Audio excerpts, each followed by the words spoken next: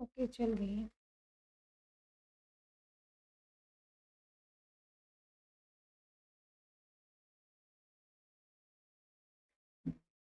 Hello everyone, welcome back to your own academy, that is Achievers Academy. I am your friend, your guider, Nisha Sharma. So sorry for the delay. है ना, आज सुबह की ही वाली ही class आई है। मुझे लगा चलो सेम स्ट्रीम पे शुरू कर लेते हैं, क्योंकि काफ़ी बच्चों ने नोटिफाई कर रखा होगा इसको। तो भाई क्लास तो ये सुबह वाली ही है, लेकिन सुबह भी मैं आई थी क्लास लेने। आई डोंट नो, बारिश वारिश आ रखी थी, वाईफाई बार बार रेड रेड ब्लिंक हो रखा था। शाम को 7:30 बजे जाके ठीक हुआ है। तो अब भी फिर मुझे लगा क्लास ले लेती हूँ पहले। So hi everyone, this side Nisha Sharma. कैसे हैं आप सभी लोग? Hope you all are fine. So आज हम स्टार्ट कर रहे हैं आपका most demanding topic, most respective, वो क्या बोलते हैं, जिसके लिए बहुत सारी डिमांड की थी आप लोगों ने।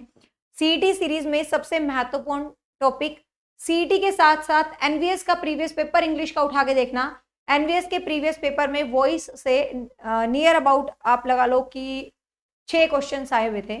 ठीक है, तो किसी भी एग्जाम में आपको यहाँ से क्वेश्चंस देखने को मिलेंगे। तो आज का अपना टॉपिक है active voice and passive voice. ठीक है, और ये आपका मोस्ट डिमांडिंग टॉपिक था। Ma'am active voice, passive voice और नरेशन, प्लीज ये 2 टॉपिक करवा दो। तो करवा देते हैं लगातार दोनों, रिक्वेस्ट एक्सेप्टेड।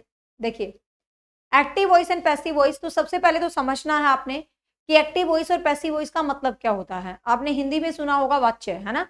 हिंदी में जो वाच्य होता है चैप्टर, यही इंग्लिश में active voice and passive voice होता है। सीधा सा माइंड में आपको एक चीज ध्यान रखना है। साइकोलॉजी क्लास कल लेंगे बेटा? ये स्ट्रीम सुबह से लगी पड़ी थी, मुझे लगा चलो इसी को पूरी कर देती हूँ। कल ले लूंगी साइकोलॉजी क्लास, सुबह में ही ले लूंगी। ठीक है, तो देखिए, तो बात आती है कि भाई जैसे आप किसी भी चीज को डायरेक्ट बोल देते हैं। आप किसी भी चीज को एक तो डायरेक्ट बोल देते हो सीधा कि मुझे चाय लेनी है, एक आप बोलते हो मेरे द्वारा चाय ली गई, उसके द्वारा चाय ली गई। तो मतलब एक तो आप कृतवाच्य के अंदर बोलते हो, मतलब कर्ता वाले सेंटेंस के अंदर बोलते हो, और एक आप कर्म वाले सेंटेंस के अंदर बोलते हो। तो डिफरेंस क्या होता है? आपकी बात वही होती है, ध्यान से समझना, जो मैं बात बोलना चाह रही हूँ ध्यान से समझना। आपकी बात वही होती है, मतलब वही होता है, काल वही होता है, बस उस बात को कहने का तरीका बदल देते हैं। तो एक्टिव वॉइस में क्या हम डायरेक्टली बोलते हैं, और पैसिव वॉइस में उसको द्वारा लगा के बोलते हैं, सीधी सी बात है।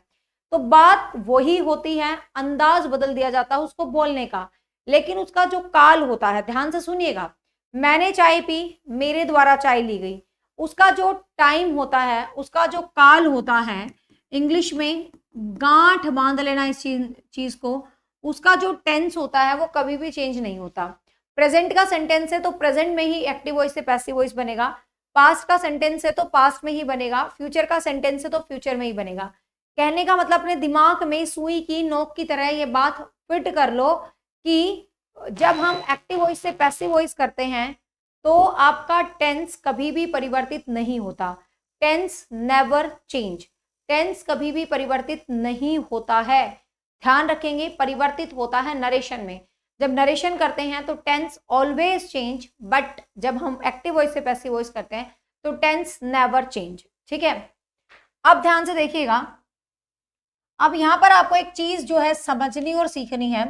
एक्टिव वॉइस पैसिव वॉइस करने से पहले आपको बेसिक टेंस तो सबको ही आते होंगे, लेकिन नहीं आते तो सिर्फ यहाँ पर इतनी सी बात आपको पता होना चाहिए किस टेंस में क्या होता है। अब आपको पता है जो हमारे टेंसेस 3 होते हैं। ठीक है, मैं सब कुछ शॉर्ट में लिख रही हूँ क्योंकि मैं टेंस नहीं पढ़ा रही। टेंस 3 होते हैं, प्रेजेंट, पास्ट और फ्यूचर। ठीक है, टेंस 3 होते हैं, एक प्रेजेंट होता है, एक पास्ट होता है, एक फ्यूचर होता है। आगे इनके 4 सब पार्ट्स होते हैं। ठीक है, आगे इनके क्या होते हैं? आगे इनके 4 सब पार्ट्स जो है गिवन होते हैं।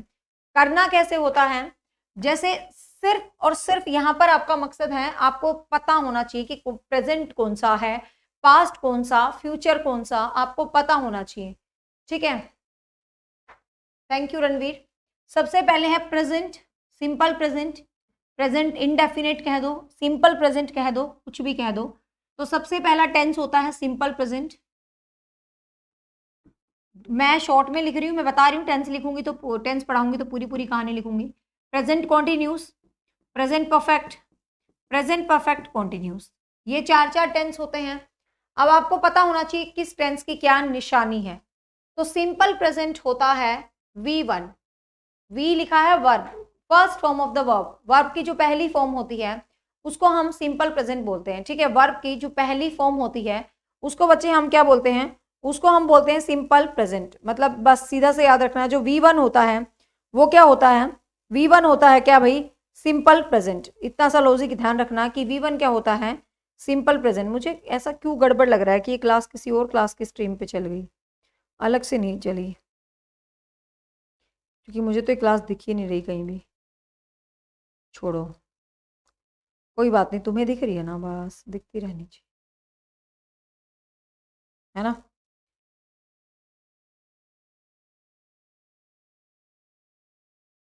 हाँ, तो सिंपल प्रेजेंट का मतलब होता है V1। मतलब आपको एक्टिव वॉइस में कहीं V1 लिखे तो आप समझ लेना सिंपल प्रेजेंट का सेंटेंस है। प्रेजेंट कॉन्टिन्यूस में क्या होता है भाई, प्रेजेंट कॉन्टिन्यूस में होता है is, am, are, V1 plus ING। मतलब ING हमेशा जुड़ता है, ध्यान रखना जब हम कॉन्टिन्यूस टेंस करते हैं तो ING हमेशा जुड़ता है, ठीक है, किसी भी फॉर्म में हो।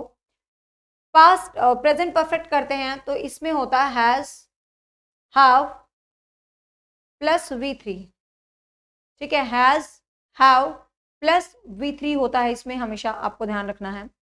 प्रेजेंट परफेक्ट कॉन्टिन्यूस की बात करें तो यहाँ पे होता है has, have plus been, has, have plus been, ठीक है, has, have, been plus V1 plus ING, क्योंकि कॉन्टिन्यूस है तो V1 प्लस ING तो हमेशा की हमेशा होता ही है कॉन्टिन्यूस के अंदर। तो ये सिंपल सी निशानी है, आपको पता होना चाहिए, क्योंकि जब हम वॉइस करेंगे तो हर जगह मैं ये नहीं बताऊंगी कि ये निशानी इस टेंस की है, ये चीज आपके लिए सबसे पहली जरूरी है। अब यही चीज पास्ट में है तो यहाँ पर क्या आ जाएगा, V2 आ जाएगा, ठीक है। यही चीज आपकी पास्ट टेंस में है तो सिंपल पास्ट में आ जाएगी वर्ब की सेकंड फॉर्म, मतलब जिसको हम क्या बोलते हैं, V2 बोलते हैं। पास्ट कॉन्टिन्यूस में आ जाएगा was, were, V1 plus ING। Past perfect के अंदर आ जाएगा had plus V3। Past perfect continuous के अंदर आ जाएगा had been plus V1 plus ING। ध्यान रखना V1 प्लस ING तो हमेशा होगी, जहां भी कॉन्टिन्यूस होगा वहां V1 प्लस ING तो हमेशा ही होगी, आपको ये चीज ध्यान रखना, ठीक है। तो क्लियर हुआ। फ्यूचर की क्या निशानी होती है, सिंपल फ्यूचर होता है शैल विल। जब आपको सेंटेंस के साथ शैल विल लिखा मिला तो आपको ध्यान रखना वो सिंपल फ्यूचर होता है। शैल विल, इतना लेट इसलिए हूं कि आज वाईफाई ही खराब था, सुबह से हुआ ही शाम को, ठीक है, फिर शाम को वही खाना वाना बनाने का टाइम हो जाता है, फिर हम थक भी जाते हैं, बट स्टिल ये लगता है कि बच्चे वेट कर रहे हैं तो क्लास तो लेनी ही है। पूरे दिन क्लास नहीं हुई फिर भी क्लास तो लेनी है, that's why I am here.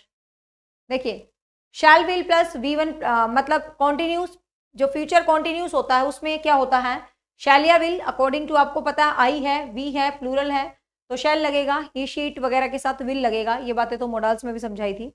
Shell will के बाद बी लगता है और V1 प्लस ING लगता है, किसमें भाई, फ्यूचर कॉन्टिन्यूस में, ठीक है, फ्यूचर कॉन्टिन्यूस। फ्यूचर परफेक्ट के अंदर क्या होता है, फ्यूचर परफेक्ट में अंदर होता है शैल plus have plus V3, shell plus have plus V3। आपको पता है मतलब हैव और V3 तो होता ही है प्रेजेंट, इसके आगे शैल विल लगा दिया, शैल विल लगा दिया तो ये क्या होगा, फ्यूचर, ठीक है, ये क्या हो जाएगा, फ्यूचर परफेक्ट हो जाएगा, ये क्या हो जाएगा, फ्यूचर परफेक्ट हो जाएगा। फ्यूचर परफेक्ट कॉन्टिन्यूस की क्या निशानी होती है, shall will plus been plus V1 plus ING। Simple सा लॉजिक क्या है, मान लो कुछ बच्चे बिल्कुल ही जीरो हैं इंग्लिश में, उनके लिए चीजें बता रही हूँ, अदरवाइज इनको बताने की जरूरत नहीं है, ठीक है। लेकिन हम, मेरा पढ़ाने का यही तरीका 0 से 100%, कोई भी बच्चा है तो उसको सीख समझ होनी चाहिए। आपने क्या याद करा अब तक हमने सिर्फ इतना देखा है कि जब हम एक्टिव वॉइस पैसिव वॉइस शुरू करते हैं तो हमें टेंस का ज्ञान होना चाहिए, मतलब हमें पहचान होनी चाहिए कि ये सेंटेंस कौन से टेंस में है। टेंस का ज्ञान होने के लिए कुछ नहीं करना, सिर्फ अभी के लिए इतना ही ध्यान रखना है कि प्रेजेंट आए तो उसमें वर्ब की फर्स्ट फॉर्म लगती है, तो पास्ट आता तो सेकंड फॉर्म लगती है, फ्यूचर आए तो शैल विल लगती है, आसानी से याद होगी। परफेक्ट में सब में साथ has been, had been, has been, उसके आगे शैल विल लगा दिया फ्यूचर वाले के आगे, वही निशानियां हैं जो प्रेजेंट की निशानियां हैं वही फ्यूचर की हैं, बस शैल विल लग गया उसके आगे, ठीक है। तो मीन्स ये चीज क्या है आपको ध्यान रखना है। तो इतना सा मामला आपको सबको याद रहेगा भाई कि टेंस की क्या निशानियां हैं। बिल्कुल जीरो से वॉइस करवाऊंगी, यकीन मानिए जब मैंने आपको कंप्लीट वॉइस नरेशन करवा दिया ना, जिंदगी में लिख के देती हूँ आपका वॉइस नरेशन गलत नहीं होगा, ठीक है। सब एग्जाम में आता है और जरूर आता है। अब देखिए, तो ये निशानियां सबको क्लियर होगी। अब गांठ बांधने योग्य बातें, मतलब point to be remembered, points to be remember for voice, active voice and passive voice के लिए जो पॉइंट आपको ध्यान रखना है। Point number 1, tense never change. Point number 1, tense never change. ये आपको पहला पॉइंट ये ध्यान रखना है कि जिंदगी में टेंस कभी चेंज नहीं होता। इसका मतलब क्या हुआ, सेंटेंस जिस टेंस में है, गांठ बांध लो ये बात। क्यों? क्योंकि मुझे ये पता है 50% बच्चे ये सवाल गलत करते हैं, इसको वॉइस में बदल देते हैं। वो नरेशन के अंदर होता है, वो वॉइस में नहीं होता कभी भी। तो सबसे पहले आपको ध्यान रखना है टेंस नेवर चेंज। रीड का रिवीजन करवा दो, तो कल रीड की एक मैराथन ले लूंगी, देखती हूँ टाइम निकाल के। कौन से सब्जेक्ट की चाहिए कमेंट कर देना। टेंस नेवर चेंज, तो सबसे पहले आपको ध्यान रखना टेंस कभी भी परिवर्तित नहीं होगा, ठीक है, पहला पॉइंट। दूसरा point, always use third form of verb. Always use third form of verb. दूसरा महत्वपूर्ण पॉइंट क्या है, आपको वर्ब की थर्ड फॉर्म हमेशा यूज करनी है। जब एक्टिव वॉइस से पैसिव वॉइस के अंदर कन्वर्ट करते हैं तो हमेशा हम वर्ब की थर्ड फॉर्म यूज करते हैं। तीसरा महत्वपूर्ण पॉइंट, जो भी परफेक्ट कॉन्टिन्यूस टेंस होते हैं, चाहे वो प्रेजेंट परफेक्ट कॉन्टिन्यूस है, चाहे वो पास्ट परफेक्ट कॉन्टिन्यूस है, जो फ्यूचर परफेक्ट कॉन्टिन्यूस है, उनका वॉइस चेंज नहीं होता, उनका वॉइस चेंज नहीं होता। कहने का मतलब एज इट इज रहता है। रीजन इज दैट क्योंकि उनकी जो हेल्पिंग वर्ब होती है वो अपने आप में इतनी बड़ी होती है, have, will, have, been, first form plus I N G, है ना, have been first form plus I N G. जब हम चेंज करते हैं तो हम हैव के साथ बीन ही तो लगाते हैं, तो उसमें कुछ चेंज करने की गुंजाइश ही नहीं रहती हमारे पास। तो ध्यान रखना, जो भी परफेक्ट कॉन्टिन्यूस होते हैं, मतलब जो लास्ट वाला टेंस होता है, उसका एक्टिव वॉइस से जब पैसिव वॉइस बनाते हैं तो उसमें कोई भी चेंज नहीं आता है, वो एज इट इज ही रहता है। अब ध्यान से देखिएगा, बिल्कुल इजी तरीके से शुरू करते हैं बिना किसी टेंस के, ठीक है। आपको सेंटेंस 4 टाइप से परिवर्तित करने होते हैं। आपको सबसे पहले चेंज करना होता है सिंपल सेंटेंस, मतलब कोई भी सेंटेंस रखा है तो सबसे पहले आपको सिंपल टेंस में सिंपल सेंटेंस को क्या करना है, चेंज करना होता है। फिर आपको चेंज करना होता है नेगेटिव सेंटेंस, ठीक है। फिर आपको चेंज करना होता है इंटेरोगेटिव सेंटेंस, फिर आपको चेंज करना होता है इंटेरोगेटिव नेगेटिव सेंटेंस। कहने का मतलब क्या है, बस ये चीज आपने समझ ली ना तो 50% वॉइस करना आपको आ जाएगा। सबसे पहले आपको क्या समझना है, simple tense, negative sentence, interrogative sentence क्या होता है। तो सिंपल मतलब जिसमें कोई सिंपल सी बात होती है, कोई I am going to school, कुछ भी XYZ, ही टेक्स टी, कोई भी है सिंपल सेंटेंस, तो मतलब वही है, वो सिंपल ही होता है, ठीक है।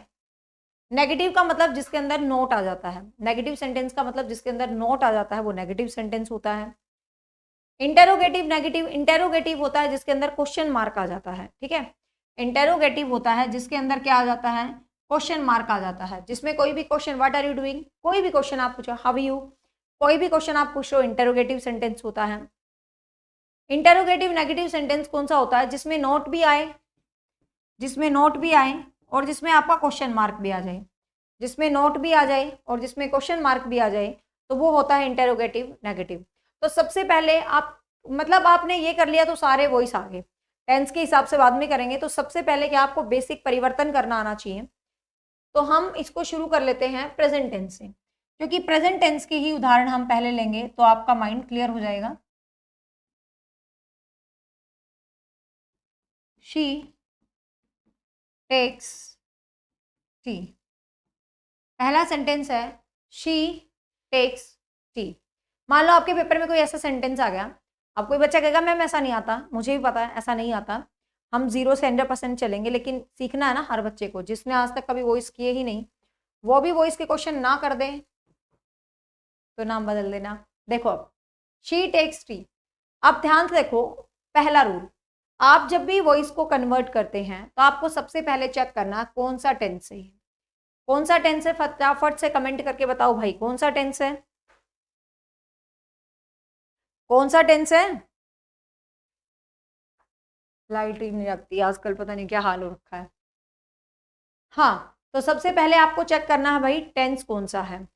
तो टेंस है प्रेजेंट टेंस। टेंस कौन सा है भाई, प्रेजेंट टेंस, मतलब सिंपल प्रेजेंट टेंस है। प्रेजेंट इनडेफिनिट आप इसको कह सकते हो। ये सिंपल प्रेजेंट टेंस या प्रेजेंट इनडेफिनिट टेंस है। अब मैंने क्या कहा था, गांठ बांध लेना, टेंस नेवर चेंज। कहने का मतलब सेंटेंस प्रेजेंट में है, एक्टिव वॉइस, तो जब हम पैसिव वॉइस करेंगे तो भी ये प्रेजेंट के अंदर ही रहेगा। ऐसा नहीं है कि ये पास्ट में चला जाएगा। ठीक है, मुझे पता है सबको इसका आंसर पता है। समझो, आपने क्या करना है, जो लास्ट में आपका ऑब्जेक्ट है उसको उठा के आगे ले आना है, टी। अब जो टेंस है ना उसका हेल्पिंग वर्ब यूज करना है। टी प्रेजेंट टेंस है तो आपने प्रेजेंट टेंस का हेल्पिंग वर्ब यूज करना है, टी इज। फिर आपने हेल्पिंग वर्ब के बाद थर्ड फॉर्म यूज करनी है, V3। T is taken by, T is taken by. अब ध्यान से सुनना, शी को हर में बदल देते हैं, ही को हिम में बदल देते हैं, आई मी, ये तो आपको पता ही है।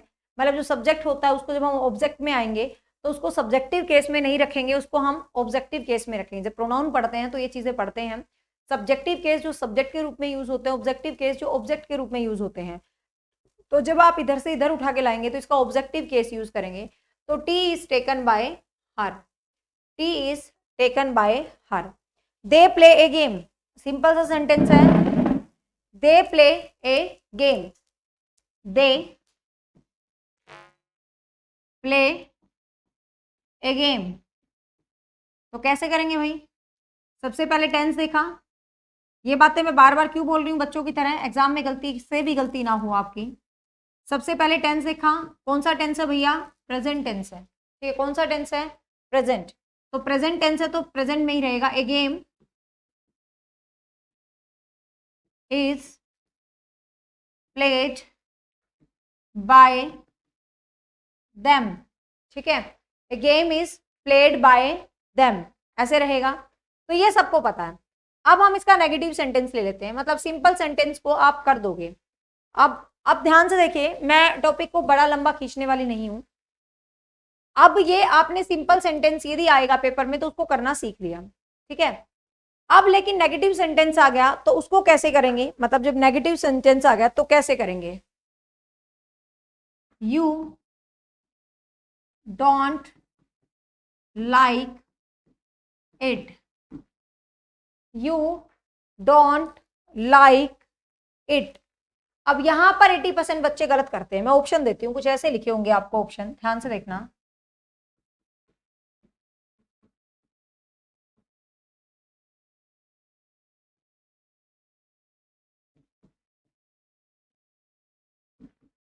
पहला ऑप्शन आपको कुछ पेपर में ऐसा मिलेगा।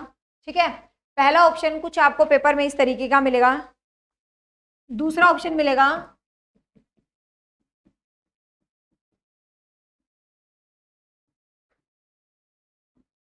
कुछ ऐसा मिलेगा, दूसरा ऑप्शन। तीसरा ऑप्शन मिलेगा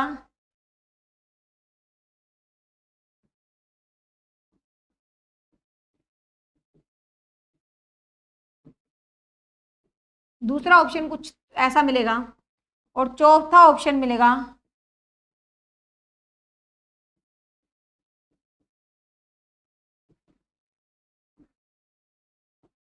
चौथा ऑप्शन कुछ ऐसा मिलेगा। अब ध्यान से देखिएगा, हम लोग क्या करते हैं, हमारे जहन में क्या फिट होता है, डोंट है तो डिडंट हो गया, है ना, डोंट है तो उसका डिडंट हो गया।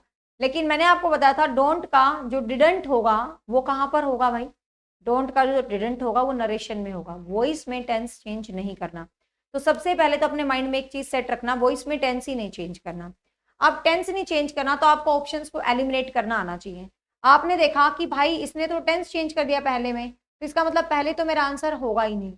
जिसमें टेंस को चेंज कर दिया वो तो मेरा आंसर होगा ही नहीं है। दूसरा देखो, it is not liked by you, you are not liked by it, ये तो सेंटेंस ही नहीं जचा। अब ध्यान से देखो, सेंटेंस को गोली मारो, कैसे करना, आपने सिर्फ सेंटेंस के हिसाब से काम करना है।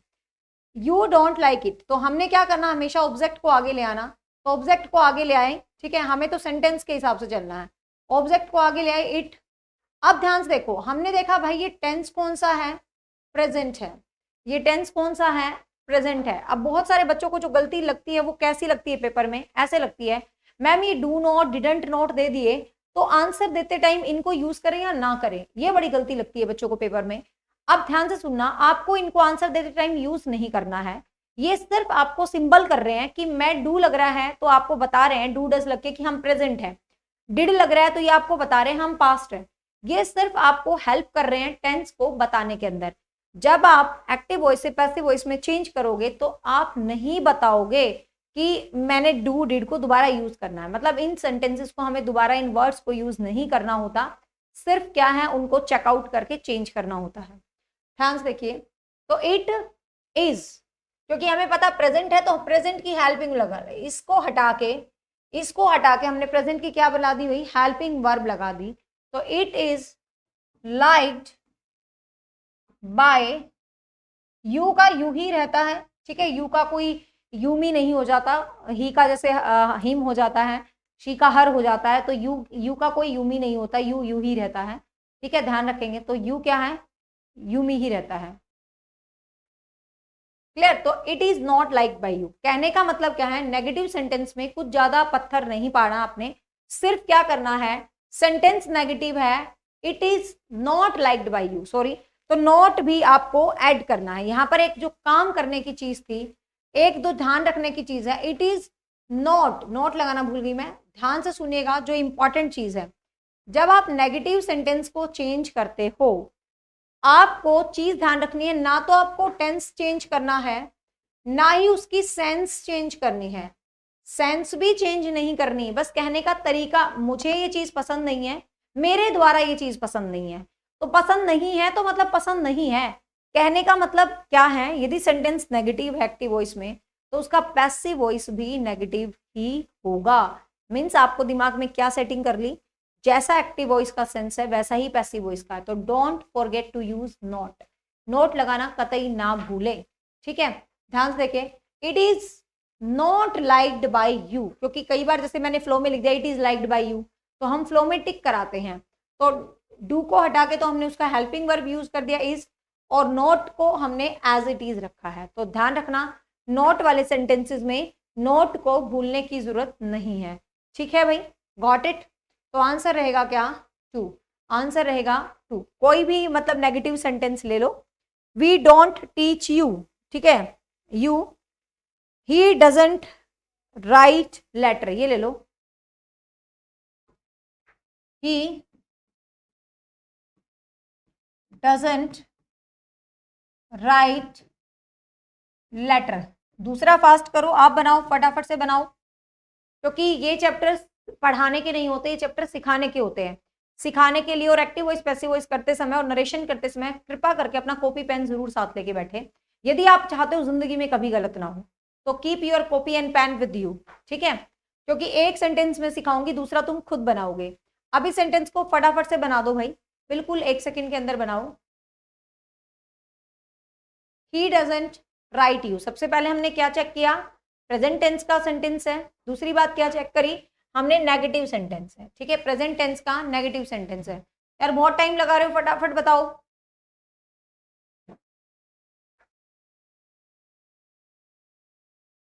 सब एक छोटी सी गलती कर रहे हैं, रजनी, टीजीटी पीजीटी पंजाबी, सिर्फ एक बिल्कुल छोटी सी गलती कर रहे हैं, सब आंसर ठीक बना रहे हैं, लेकिन सबने एक बड़ी भयंकर गलती कर रहे हो, बिल्कुल छोटी लेकिन मोटी गलती। ध्यान से देखिए, सब बच्चों ने लिखा letter is not written by him, क्या ये ठीक है, letter is not written by him, letter नहीं है पीछे, लेटर्स लिख दिया मैंने, लेटर्स, ठीक है, लेटर्स लिखा है मैंने, लेटर नहीं लिखा, तो ये चीज ध्यान रखने का।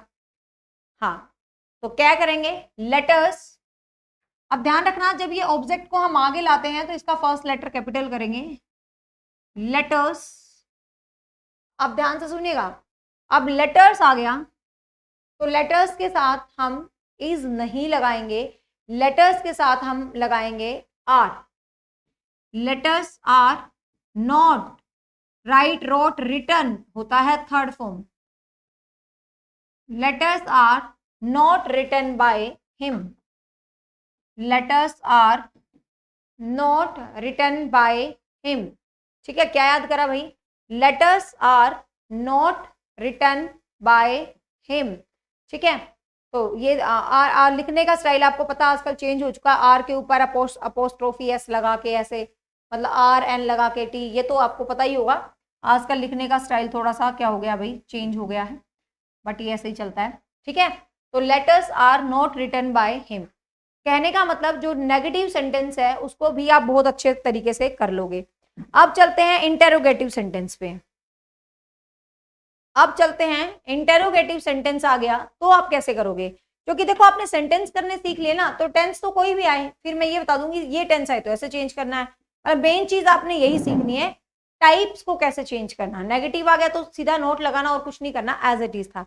इंटेरोगेटिव में बच्चे गलती करते हैं, do you teach you, do he teach you, ऐसे लिख लो, डू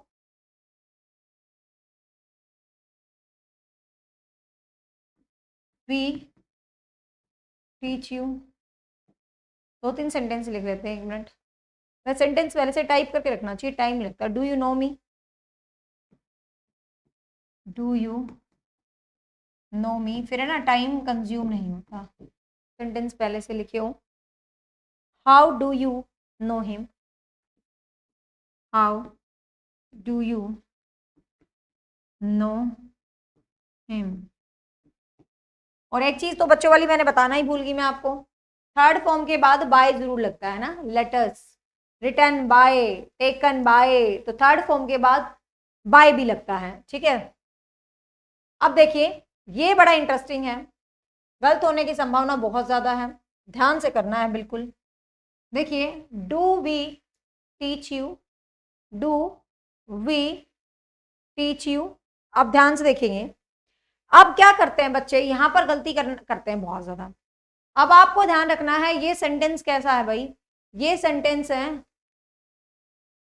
ये सेंटेंस कैसा है, इंटेरोगेटिव। ठीक है, अब मैंने आपको बताया था इंटेरोगेटिव है तो आपको इसका सेंस भी इंटेरोगेटिव ही रखना है, यही वॉइस की खास बात है।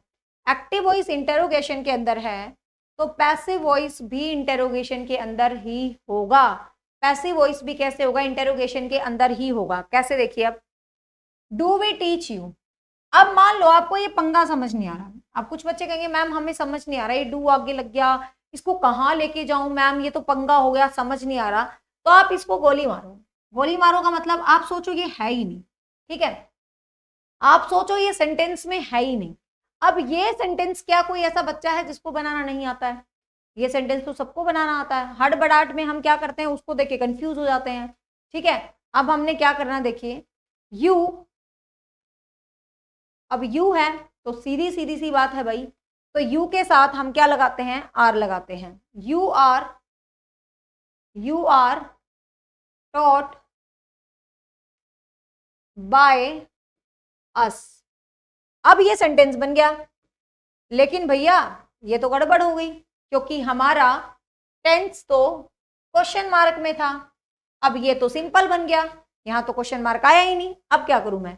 अब आपने क्या करना है, मैं क्यों सिखा रही हूँ ये बच्चों की तरह, ताकि कभी जिंदगी में आप गलत ना करो। ठीक है, चाहती तो मैं भी सीधा लिख देती, सबको पता आ आगे आ जाएगा, लेकिन आपको सीखना है, कभी ना भूलने के लिए सीखना है। देखो, डू वी टीच यू।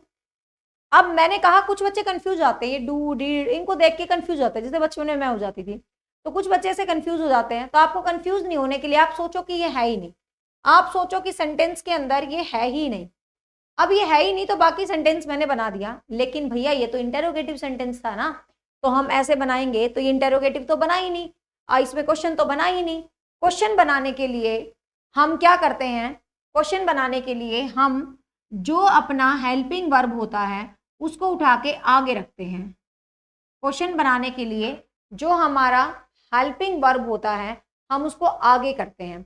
जब हम उसको आगे करेंगे तभी तो वो क्वेश्चन मार्क बनेगा। तो are you taught by us, अब ये मत कर देना ये आर यहाँ पे भी छोड़ दो, ये तो मैंने सिखाने के लिए बताया है, ठीक है। तो ये कैसे सेंटेंस बन जाएगा, are you taught by us, ठीक है, are you taught by us. अगला देखिए, डू यू नो मी, ठीक है, हाँ बताओ भाई, do you know me. Ma'am slow पढ़ा रहे हो आज, जानबूझ के पढ़ा रही हूँ, बेसिक क्लियर करना है, बेस हो गया तो सारा फास्ट ही चलेगा चैप्टर, ठीक है। क्योंकि बेटा मैं आपको एक चीज बता दूं, कुछ बच्चे ऐसे हैं जिनको ये चीजें आती है तो उनको आसान लगेगा, लेकिन ये सीईटी का मतलब आपको पता है ये सीईटी का स्पेशल सीरीज चल रहा है ना, सीईटी के इतने महान बच्चे हैं कुछ जिनको बेसिक भी नहीं पता है, तो सीधी सी बात है हमारे लिए वो बच्चा मायने रखता है ना जिसको नहीं आता, यदि उसने भी हमसे पढ़ के सीख लिया तो मजा है ना पढ़ने पढ़ाने का, ठीक है। मुझे पता है जिनको आता है उनको थोड़ा सा स्लो लगेगी स्पीड, बट मैंने जानबूझ के की हुई है। अब देखिए, डू यू नो मी, आप ध्यान से देखिएगा, डू यू नो मी इसको करने की संभावना गलत बहुत सारे बच्चों की है, आराम से गलत करोगे आप।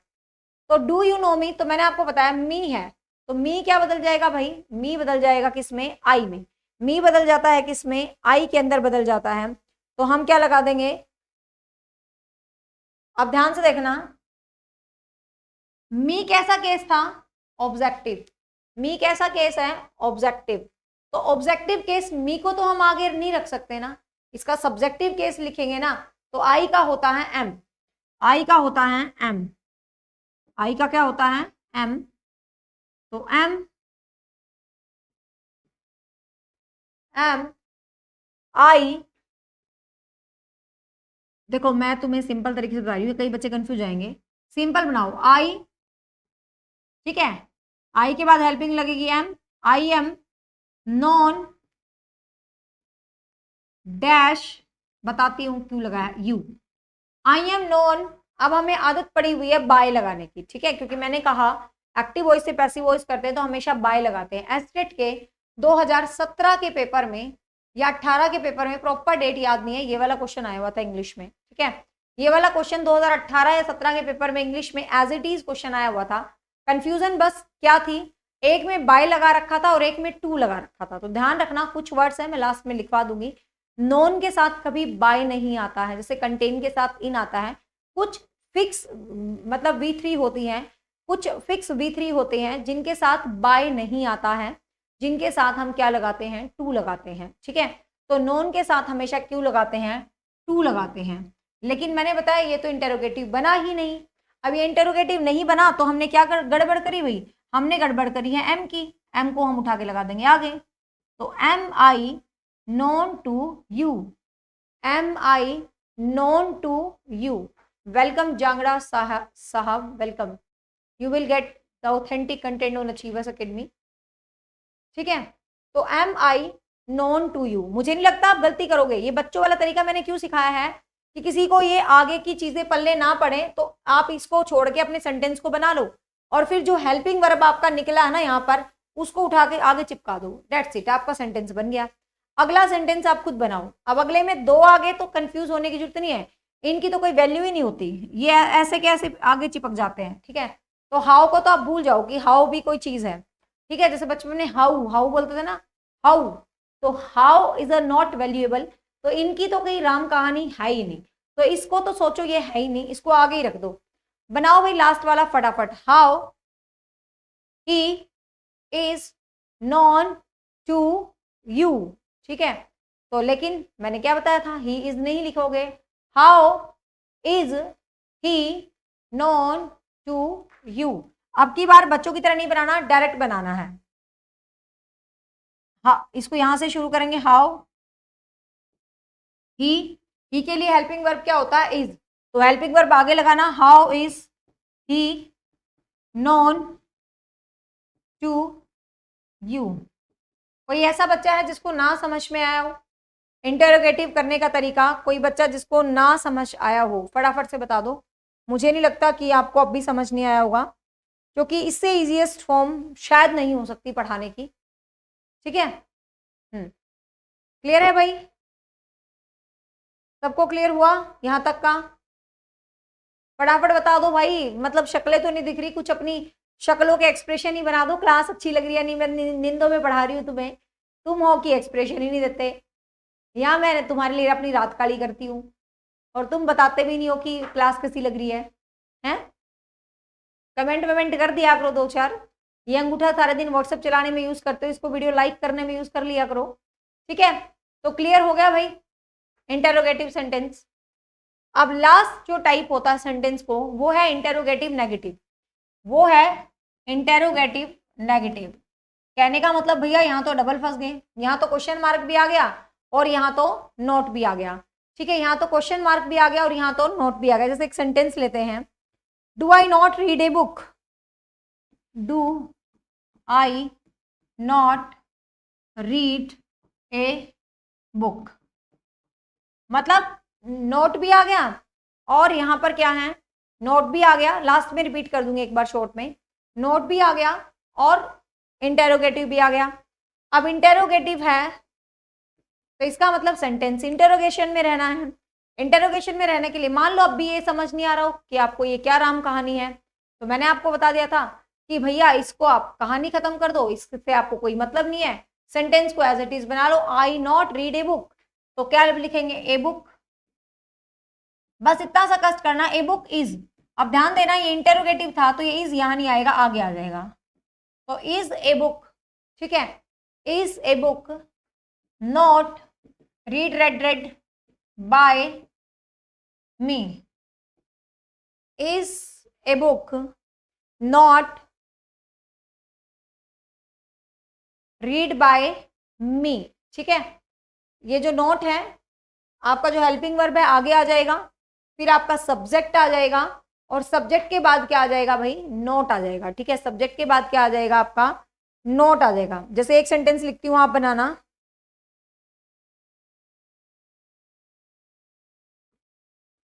How do you not know him. फटाफट से इस सेंटेंस को आप लोग बनाओगे, जिसका पहला सही उत्तर आएगा उसका नाम पुकारा जाएगा, ठीक है? How do you not known him, फटाफट से बताओ। चलो रीड का पेपर है 23-24 को, आज कितनी तारीख हो गई,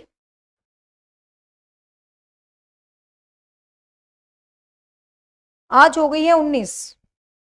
20, 21, 22 को ऐसा है कि जो भी क्लास होगी रीड से रिलेटेड होगी, ठीक है? एक क्लास के अंदर कंप्लीट हिंदी रिवाइज करवा दूंगी रीड की, एक क्लास के अंदर कंप्लीट इंग्लिश रिवाइज करवा दूंगी और एक क्लास में कंप्लीट साइकोलॉजी। तो 3 दिन मेरी कोशिश रहेगी, जो भी क्लास होगी रीड ओरिएंटेड रहेगी।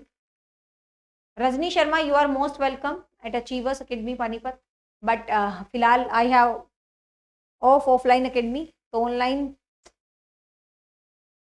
देखिए भाई फटाफट बताओ। मैंने कहा था जो पहले सही बनाएगा, he how is he known by you, छोटी सी गलती कर दी, हाउ इज, हाँ रजनी शर्मा ने सही बनाया है।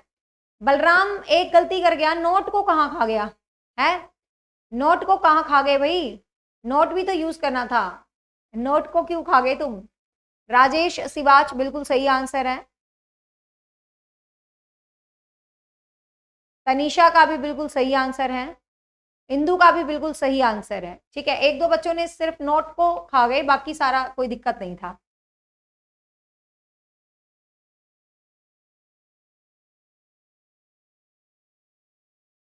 मैम आपके एकेडमी के ऑफलाइन क्लास के बहुत सारे बच्चे मेरे फ्रेंड हैं, ऑफलाइन तो बंद करे जमाना हो गया। देखिए how do you we Corona में बंद किया था, कोरोना के बाद फिर चलाया था, बस मन ही नहीं करा, अब ऑनलाइन बच्चे हो गए तो मन नहीं करता मेरा ऑफलाइन का। देखिए हाँ बिल्कुल सबने सही बनाया। हाउ मैंने कहा था कोई वैल्यू ही नहीं, इसको रख दो भैया आगे, ठीक है? हाउ ही, अब ही का हेल्पिंग वर्ब इज होता है तो इसको लगा दो आगे, how is he not, not लगाना ना भूलें, नॉन टू यू। बिल्कुल बहुत सारे बच्चों ने सही आंसर दिया है, ठीक है? हाँ रजनी का पहला सही आंसर था, रजनी शर्मा, बिल्कुल क्लियर है भाई यहाँ तक।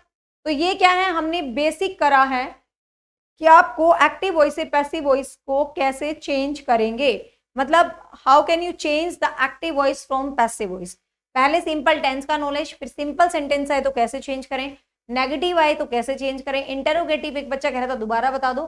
कुछ नहीं था बेटा, मैंने कहा था इंटेरोगेटिव को समझो, इंटेरोगेटिव है ही नहीं, सिंपल सेंटेंस की तरह डील करो और जो हेल्पिंग वर्ब है उसको उठा के आगे रख दो। बस हेल्पिंग वर्ब चेक कर लेना, सिंगुलर है तो सिंगुलर लगेगा, प्लूरल है तो प्लूरल लगेगा, जो टेंस है उसी में लगेगा, टेंस कभी चेंज नहीं होगा, सेंस कभी चेंज नहीं होगा, नोट वाला है तो नोट वाला है, इंटेरोगेटिव है तो इंटेरोगेटिव है, जो है वो ही रहेगा। ठीक है भाई, तो आई थिंक आज के लिए इतना ही काफी है। आज हमने सिर्फ इसका वो करा है, फिर कल हम प्रेजेंट पास्ट प्रेजेंट के एग्जांपल्स करेंगे, प्रेजेंट कॉन्टिन्यूस फ्यूचर सब में क्या आता है, देन साथ में ही पास्ट और फ्यूचर एक ही दिन में हो जाएगा।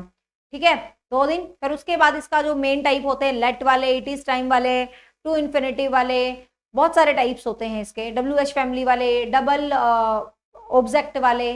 ठीक है, तो क्लास मतलब नियर अबाउट 4-5 दिन चलेगी, मतलब वो इसकी, फिर काफी लंबा टॉपिक है, बहुत सारे इसके टाइप्स बनते हैं। ठीक है, तो आज के लिए इतना ही काफी। आपको कैसा लगा भाई आपका most requested, most demanding topic, comment करके जरूर बताइएगा मुझे। ठीक है, वीडियो अच्छी लगी तो लाइक शेयर कर देना, अदरवाइज कोई जबरदस्ती नहीं है। जो बच्चे चैनल पर पहली बार जुड़े हैं, मैं बता दूं हमारा चैनल डेडिकेटेड है टीचिंग एग्जाम्स को, किसी भी स्टेट का कोई भी teaching exam, Haryana CET, HSSC screening या दुनिया का कोई भी एग्जाम है जो पढ़ाई लिखाई से संबंधित है, हम उसके लिए हमेशा तत्पर रहते हैं, पूरी तैयारी आपकी करवाई जाती है। बहुत सारा यूट्यूब पर पढ़ाते हैं, बट जिसको बहुत ज्यादा क्रेज है कि हमें 100% रिजल्ट चाहिए, तो आप हमारे अचीवर एकेडमी ऐप से जुड़ सकते हैं, जो ऑनलाइन ऐप है जिसके अंदर कंप्लीट कोर्सेज, कंप्लीट का मतलब कंप्लीट कोर्स, इंग्लिश का भी पूरा, हर एक topic with vocabulary, pedagogy and all these things, आपको हर एक टॉपिक अचीवर एकेडमी ऐप पर मिल जाएगा। हर एक सब्जेक्ट का कंप्लीट बैच वहां पर अवेल है, चाहे कोई भी लेवल हो। Hindu Verma yes PGT commerce की क्लास प्रिया मैम के द्वारा है, बहुत अच्छा कंटेंट है, आपको कंप्लीट बैच ऐप के ऊपर मिल जाएगा। ठीक है भाई, it's all about the day, have a nice day, thank you so much. मिलते हैं कल सुबह। अब कल सुबह इंग्लिश पढ़ाने का जी नहीं कर रहा, पढ़ा दी, कल सुबह देखती हूँ साइकोलॉजी पढ़ाऊंगी, चेंज होना चाहिए कभी कभी। ठीक है भाई, बाय बाय। मैम आपके साथ इंग्लिश पढ़ के बहुत मजा आता है, थैंक यू राजेश शिवाज। रजनी आप फोन कर लेना, what why you want to meet me, reason बताना। यदि वैसे ही मिलने का क्रेज है कि मुझे मैम से मिलना है तो आ जाना, लेकिन यदि कुछ बात पूछनी है तो मैं फोन पे ही बता दूंगी। ठीक है, आप अकेडमी के नंबर पर फोन कर लेना, नीचे फ्लैश हो रहे हैं।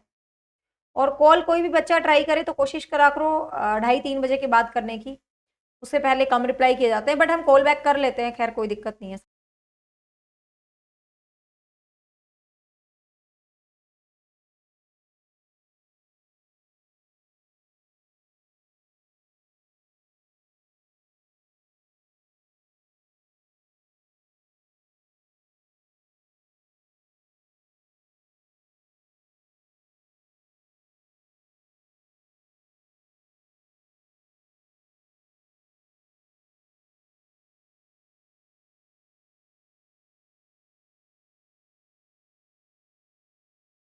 Hello everyone, welcome back to your own academy, that is Achievers Academy. I'm your friend, your guider Nisha Sharma. So guys, 11 बज चुके हैं, सॉरी लेट हो गया, थोड़ा सा ज़्यादा टाइम हो गया। हाँ, स्ट्रीम लगा दी थी, खैर मैंने लेट की, कोई बात नहीं, हो जाता कभी कभी। सो हम अपनी एक्टिव वॉइस पैसिव वॉइस की क्लास कर रहे थे, जो मैंने आपको परसों पार्ट 1 करवाया था। सबको गुड मॉर्निंग, सबको नमस्कार, सबको हाय हेलो। तो ये जो क्लास है वो CET और HSSC की सीरीज है, लेकिन सिर्फ नाम से। किसी भी एग्जाम में जहां पर इंग्लिश आती है तो ध्यान रखना ये क्लास सबके लिए इंपॉर्टेंट है। ये मत समझना कि मैम ने थंबनेल में CET और HSSC लिख दिया तो ये क्लास उन्हीं बच्चों के लिए है।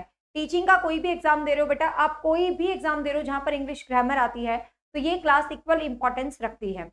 तो लास्ट क्लास में मैंने आपको इंग्लिश ग्रामर का कॉन्सेप्ट जो है स्टार्ट किया था, active voice and passive voice, जो आपकी मोस्ट डिमांडिंग टॉपिक था सबसे ज्यादा। ठीक है,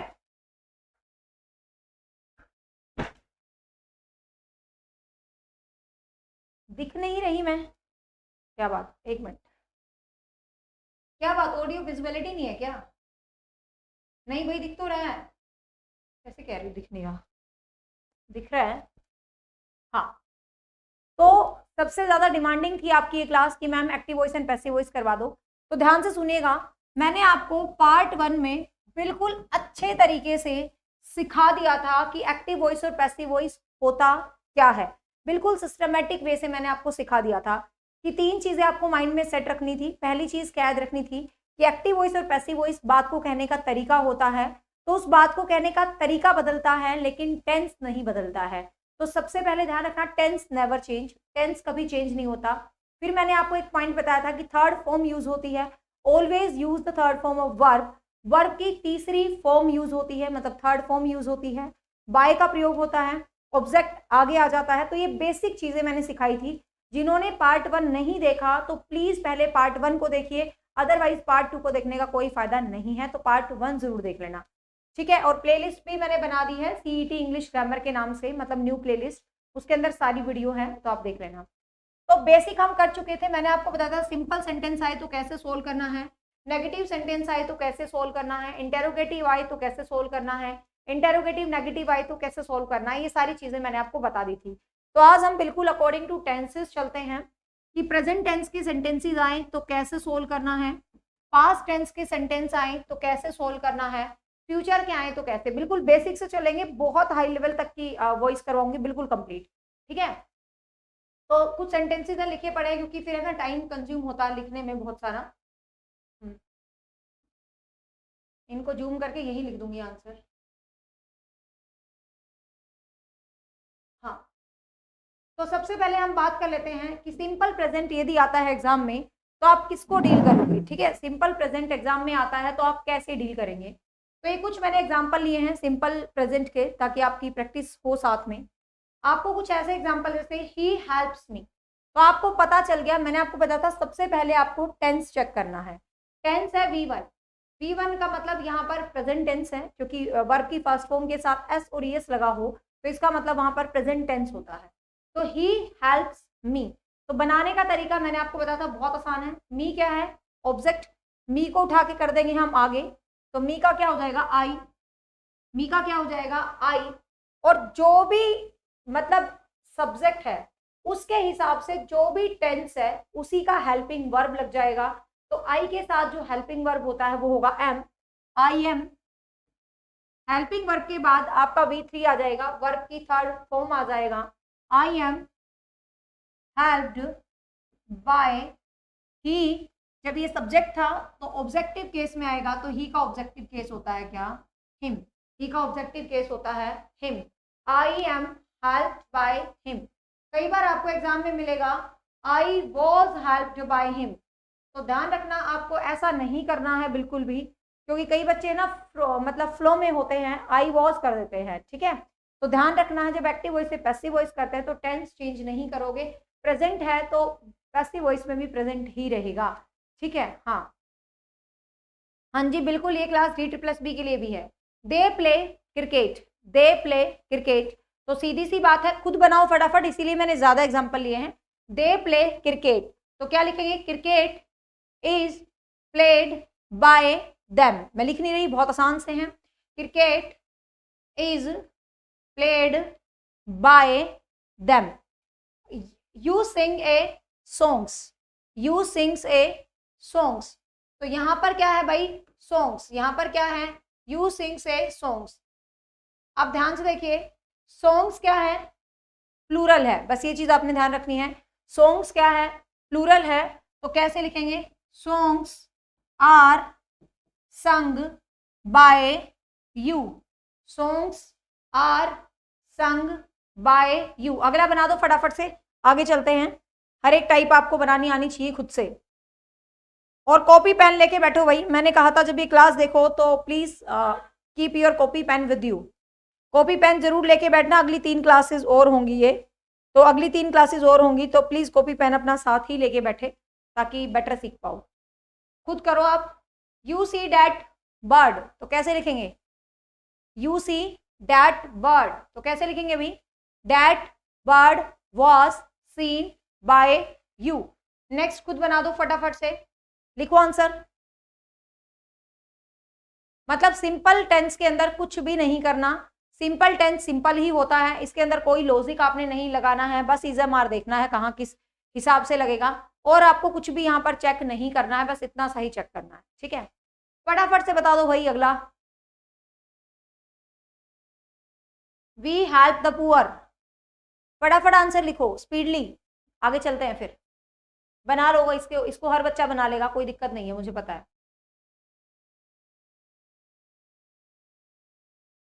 the poor is helped by us, बिल्कुल, the poor is helped by us.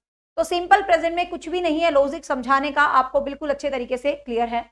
अब फिर इसका नेगेटिव आ जाए तो मैंने लास्ट क्लास में समझा दिया था, नोट को बीच में जरूर लगाना है। इंटेरोगेटिव आ जाए तो आपको क्या करना है, इंटेरोगेशन आगे लगाना है, पार्ट 1 में ये चीज समझा दी थी, ठीक है। अब हम टेंस के हिसाब से चल रहे हैं। अब प्रेजेंट कॉन्टिन्यूस के एग्जाम्पल ले लेते हैं।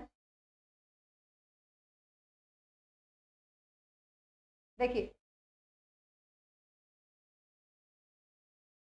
अब कॉन्टिन्यूस के एग्जाम्पल ले लेते हैं कुछ, ध्यान से देखिए। He is playing hockey, he is playing hockey, ध्यान से समझिएगा आप। मैंने कहा जब आप एक्टिव वॉइस से पैसिव वॉइस करेंगे तो very first you have to identify the tense. आपको सबसे पहले टेंस को आइडेंटिफाई करना है कि कौन सा टेंस है, बस पहला लॉजिक क्या है, you have to identify the tense. तो आपको टेंस को आइडेंटिफाई करना है। अब यहाँ पर आपको पता चल गया कि ये किस टेंस का एग्जाम्पल है भाई, कॉन्टिन्यूस का। देखो क्योंकि कॉन्टिन्यूस टेंस की जो निशानी होती है वो क्या होता है, इज एम आर, ठीक है। कॉन्टिन्यूस टेंस की जो निशानी होता है वो होता है is am are, is am are V1 plus ING, ठीक है, is am are V1 plus ING। ये क्या होता है, कॉन्टिन्यूस टेंस की निशानी होती है, मैंने आपको बता दिया था लास्ट क्लास में। तो कुछ भी यहाँ पर दिमाग नहीं लगाना है अपना, मतलब सिर्फ टेंस चेक करना है।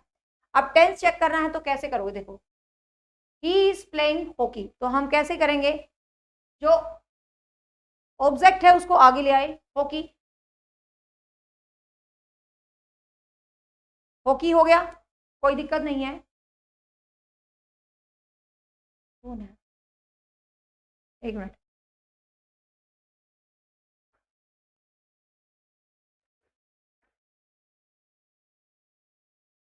भाई एक सेकंड वेट करना, शायद कोई गेट पे है, एक मिनट जस्ट, कहीं मत गायब होना, एक सेकंड में आ रही हूँ।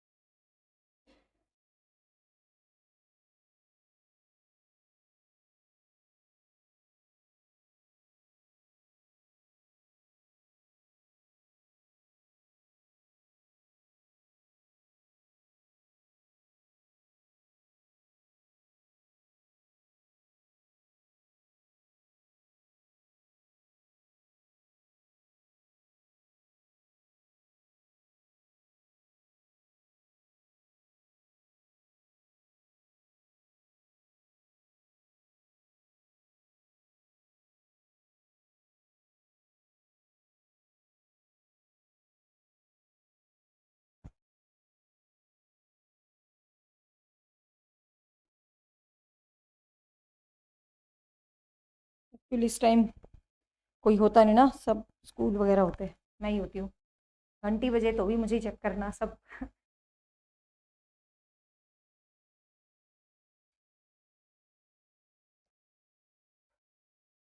हाँ सॉरी भाई, देखो अब तो ये कॉन्टिन्यूस का एग्जाम्पल है। अब आपको क्या चेक करना है, जब कॉन्टिन्यूस का एग्जाम्पल है तो आपको चेक करना है कि कॉन्टिन्यूस टेंस में क्या चेंज होता है, मतलब क्या होता है, वो चीज आपको देखनी है। तो ध्यान से देखिए, he is playing hockey, he is playing hockey, तो हम कैसे याद करेंगे, ही इज प्लेइंग हॉकी, तो हम किस तरीके से इसको सोल्व करेंगे, देखो ध्यान से, देखो ये कॉन्टिन्यूस का एग्जाम्पल है, ये किसका एग्जाम्पल है, कॉन्टिन्यूस टेंस का एग्जाम्पल है। हमें पता चला किससे, ING से, तो बस इसमें ना एक शब्द ऐड करना है। हम अपने दिमाग में कैसे याद करेंगे चीज, हम अपने दिमाग में चीज ऐसे याद करेंगे कि ING वाला है ना, तो यहाँ पर हमें कुछ ING वाला ऐड करना है जब हम एक्टिव वॉइस से पैसिव वॉइस बनाते हैं। तो हॉकी, ठीक है, अब हॉकी है तो हेल्पिंग वर्ब इजी रहेगी, हॉकी इज।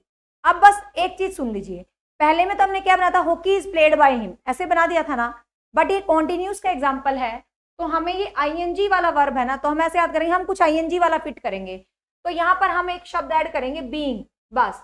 तो ध्यान रखना, जब भी कॉन्टिन्यूस टेंस को सोल्व करते हैं, जब भी प्रेजेंट कॉन्टिन्यूस, पास्ट कॉन्टिन्यूस, कोई भी कॉन्टिन्यूस को हम जब सोल्व आउट करेंगे, तो वहां पर हम बीइंग शब्द को यूज करेंगे, ठीक है, वहां पर हम बीइंग शब्द को यूज करेंगे, ठीक है, वहां पर हम क्या यूज करेंगे, बीइंग शब्द को यूज करेंगे।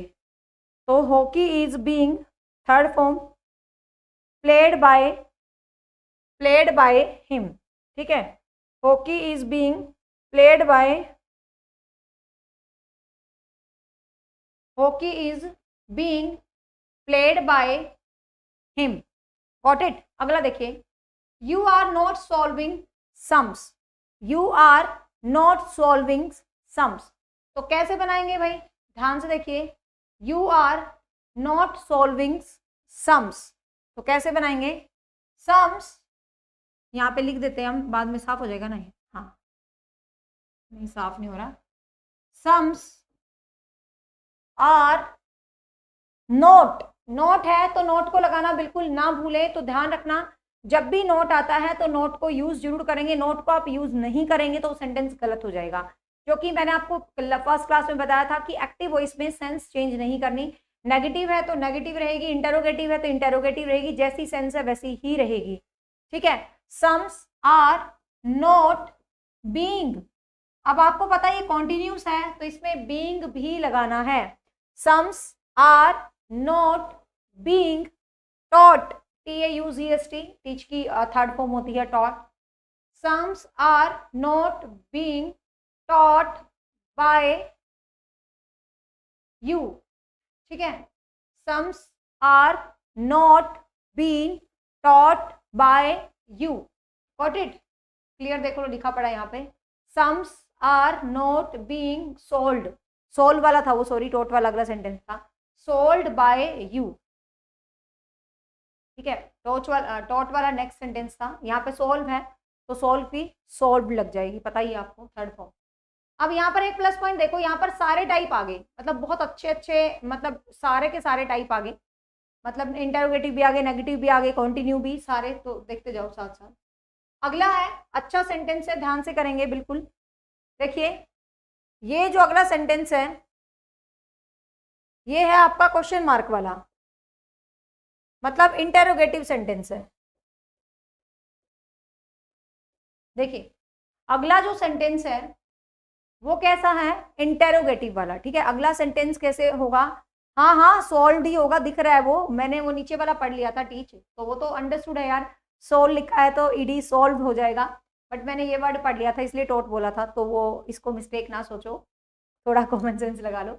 अगला देखो, is he teaching me, is he teaching me, अब ये सेंटेंस इंटेरोगेटिव है, अब ये सेंटेंस इंटेरोगेशन में है तो इसका एक्टिव वॉइस से पैसिव वॉइस भी इंटेरोगेशन के अंदर ही बनेगा, ध्यान रखना, इंटेरोगेशन है तो इंटेरोगेशन ही बनेगा, तो ये चीज आपको अपने माइंड में बिल्कुल सेट करके रखनी है। अब देखो आई,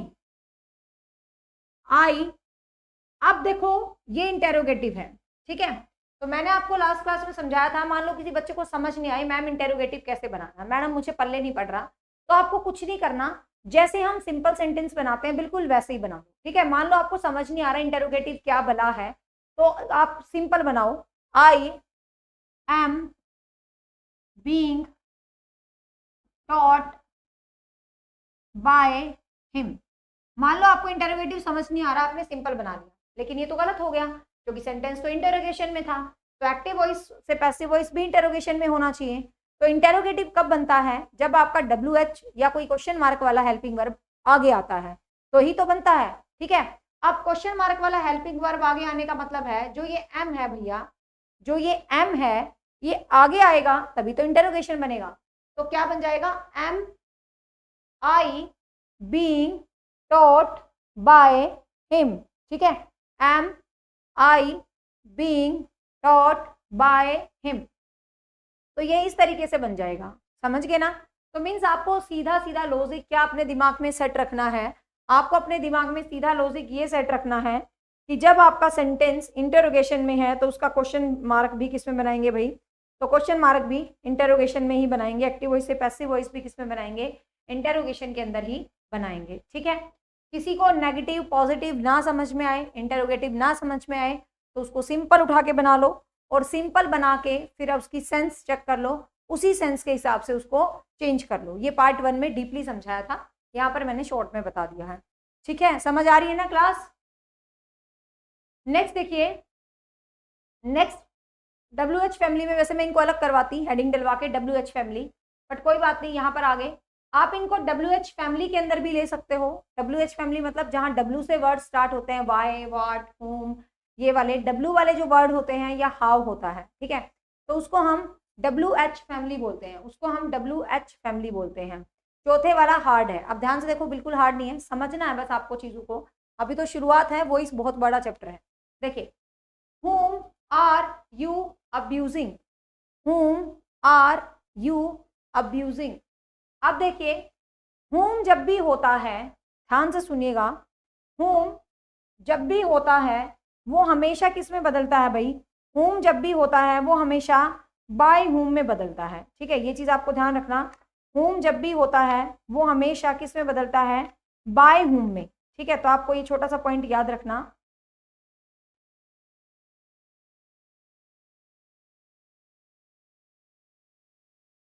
अच्छा, ये whom है, ठीक है, एक होता हु। देखो, दो अलग अलग शब्द है, एक हु और एक whom। ठीक है, ये तो हु में ही बदलता है और ये जो हु होता है ना WHO, ये बाय whom में बदलता है। ठीक है, ये किस में बदलता है, ये बाय whom में बदलता है। ठीक है, अब देखो दो तरीके से इसको बनाते हैं, whom are you abusing।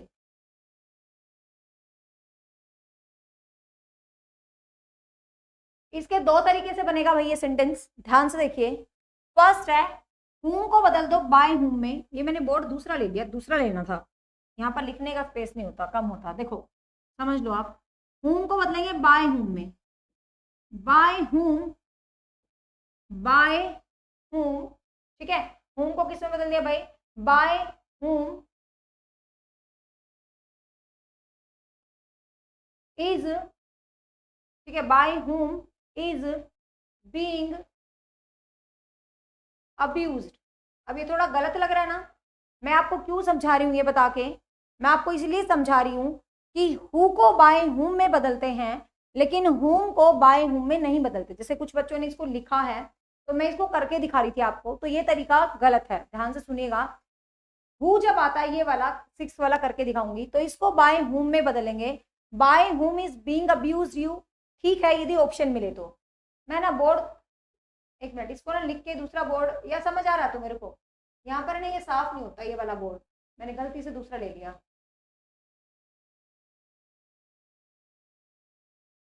अरे हाँ, देखिए दो तरीके से बनेगा ये। सबसे पहले क्या बनेगा, whom को बदल दिया बाय whom में, लेकिन ये गलत है ग्रामेटिकल। ठीक है, बाय whom इज लगा दिया, बीइंग अब्यूज्ड। ठीक है, अब अब्यूज के बाद बाय whom नहीं लगाना, क्योंकि अब तक हम क्या पढ़ते आए हैं कि थर्ड फॉर्म के बाद बाय लगाते हैं, लेकिन इसके अंदर बाय पहले ही लग चुका है, इसके अंदर बाय पहले ही लग गया तो नहीं लगाना। लेकिन ये गलत है, ये ऑप्शन एग्जाम में आपको नहीं करके आना है, ये बहुत पहले चलता था। whom को अब बाय whom में नहीं बदलते, whom को who ही रहते हैं। who is being abused by you, इसका सही क्या बनेगा, ध्यान से देखिए। whom को बदल देंगे who में, whom को बदल देंगे किसमें, who में, who, ठीक है, is being abused by you। ठीक है, हम इसको ऐसे बनाएंगे, who is being abused by you। ठीक है, ये सीमा मलिक बिल्कुल सही है, who is being abused by you। तो इस चीज को मैंने 2 बार 3 बार क्यों रिपीट किया है, इसलिए रिपीट किया है क्योंकि बच्चे फ्लो में लगाते हैं by whom is being abused by you। उसको भी आप कर सकते हो by whom is being abused you, by whom is being abused you भी कर सकते हो, यदि ऑप्शन में ये ना हो। ठीक है, ऑप्शन में हो who is being abused by you, तो आप ये करोगे क्योंकि सेंस नहीं बदलनी। ये कह रहा है whom are you be abusing, भाई किसके मतलब किसने तुम्हें अब्यूज किया, तो who is being abused by, तुम्हारे द्वारा कौन अब्यूज किया गया, सेम सेंस रहनी चाहिए ना, सेंस थोड़ी ना बदलेंगे हम, कहने का तरीका बदलेंगे, सेंस नहीं बदलेंगे, ठीक है, इसलिए ध्यान रखना। हाँ, तो अब कहाँ क्वेश्चन की सेंस चेंज होगी, हु से नहीं होगी, who is being abused by you, तुम्हारे द्वारा किसको अब्यूज किया गया, whom are you abusing, तुम किसको अब्यूज कर रहे हो, मतलब सेम सेंस ही तो रह गई, तुम्हारे द्वारा किसको अब्यूज किया जा रहा है या तुम किसको अब्यूज कर रहे हो, एक ही तो सेंस रहेगी ना, और बाय whom लगा देते तो सेंस थोड़ा चेंज हो जाती, ठीक है। तो ये दोनों ही करेक्ट है, मेरी बात सुनो, दोनों ही तरीके करेक्ट हैं। जैसे हम लेट वाले सेंटेंस बनाएंगे तो तीन तीन तरीके से बनेंगे, आगे जब हम शुड बने बनाएंगे लेट वाले बनाएंगे वो तीन तीन तरीके से बनेंगे, तो दोनों ही तरीके ठीक है। अब ऑप्शन देखना आपने क्या है एग्जाम में, ठीक है, यदि दोनों ऑप्शन आए तो ये वाला ठीक कर देना, whom को who में बदलने वाला, ठीक है। नेक्स्ट चलते हैं, why are you telling lies, ये तो बिल्कुल आसान सा बना दो फटाफट, वाई है, WH फैमिली का कोई भी शब्द है तो वो आगे ही रखना होता है, ठीक है, WH फैमिली का कोई भी शब्द है वो हमेशा आगे रखना है। आपने ये सोचना है कि जो WH फैमिली का शब्द आ गया मुझे इससे कोई लेना देना नहीं है, ये जहां पे था भैया वहीं पे रहेगा, बस हु को बाय हुम में चेंज करते हैं, बाकी वहां हम कोई चेंज नहीं करते हैं। देखो why are you telling lie, तो क्या लिखेंगे, फटाफट बनाओ, वाई को वाई ही रह जाएगा, ठीक है, वाई का वाई ही रह जाएगा, क्योंकि WH कोई भी शब्द है आपने उसको आगे ही रखना है, तो वाई आर, क्योंकि क्यों आर क्यों साथ लिया, ये देखो इंटेरोगेटिव है, इंटेरोगेशन है तो इंटेरोगेशन ही बदलना चाहिए, तो वाई आर बीइंग, ठीक है, क्योंकि ING वाला सेंटेंस है तो हम बीइंग तो लगाएंगे ही लगाएंगे, वाई आर लाइज कहाँ छोड़ दिया तुमने, ये लाई क्यों लिख रहे हो सीमा आप, मतलब ये बताओ जब लाइज शब्द है तो लाई क्यों लिख रहे हो, यहाँ पे लाइज है, ध्यान से देखो, तो इस कैसे लगा दोगे आप, आर ही लगाओगे, why are lies being told by you, लिख के दिखाती हूँ, सिंपल से लॉजिक से चलेंगे, वाई को लिख दिया एज इट इज वाई, ठीक है, दिख रहा है ना आपको यहाँ पर, वाई को लिख दिया as it is why are as it is उठा लिया क्योंकि क्वेश्चन मार्क था, वाई आर लाइज है यहाँ पर लाइज, तो लाइज को एज इट इज उठा लिया, वाई आर लाइज, फिर क्या लगा दिया being, BING, why are lies being told by you, ठीक है, why are lies being told by you, why are being told by you, तुम लाइज को क्यों छोड़ रहे हो रोशनी देवी, कहाँ दिमाग चल रहा है तुम लोगों का, देखो कंफ्यूज क्यों हो रहे हो, तुम सोचो ये सिंपल सेंटेंस है, रुको मैंने ना दूसरे पेज पे लिख के ही करवाना पड़ेगा, क्या था, why are you telling lies, why are you telling lies, हाँ वो एक्चुअली वहां ना मिक्स मैथ सा हो गया था जगह की वजह से। अब ध्यान से देखो ये सेंटेंस है आपके सामने, ठीक है, अब तुम्हें रटना नहीं है ना कुछ भी, रटते क्यों, इंग्लिश रटने की चीज ही नहीं होती, समझने की होती है। WH का कोई भी शब्द आ गया, WH फैमिली का कोई भी शब्द आ गया, आप सोचो ये है ही नहीं भैया, बस आपने क्या समझना है, WH फैमिली का कोई भी शब्द आ जाता है तो आप समझो ये है ही नहीं भाई, ये शब्द ही नहीं है, तो उसकी कोई वैल्यू नहीं है, उसको उठा के जहां था वहीं रखेंगे, तो यहाँ पर इसको वाई को एज इट इज रख देंगे, मतलब जहां पर वाई था वहां पर इसको एज इट इज रखेंगे, ठीक है।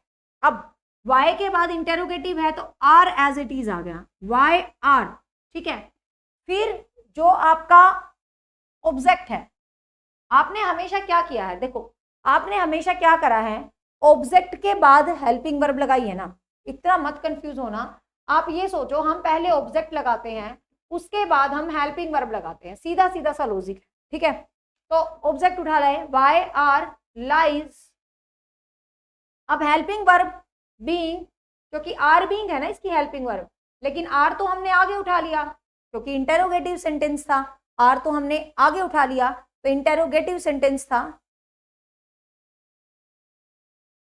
why are lies being told by you?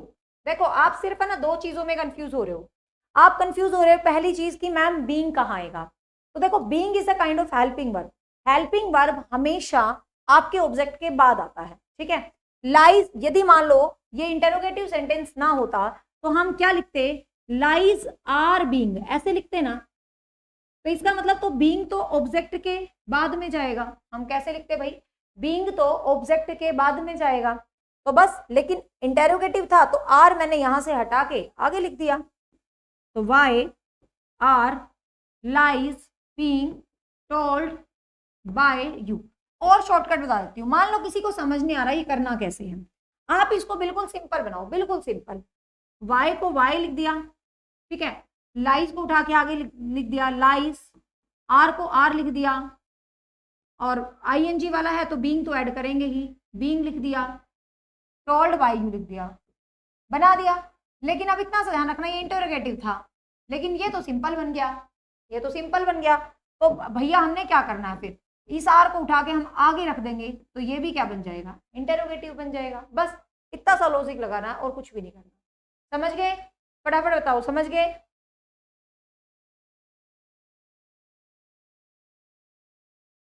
समझ गए? अच्छे लेवल के इसीलिए करवा रही हूँ, एग्जाम में यही आते हैं, वो सिंपल से नहीं आते हैं। अगला है वो भी मैं लिख के करवाती हूँ, वहां होच पोच जाएगा।